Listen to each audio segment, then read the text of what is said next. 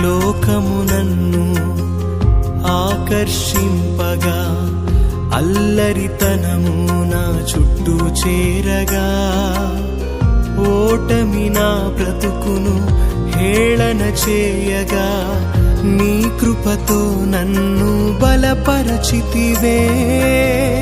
లోకము నన్ను ఆకర్షింపగా అల్లరితనము నా చుట్టూ చేరగా ఓటమి నా బ్రతుకును హేళన చేయగా నీ కృపతో నన్ను బలపరచితివే.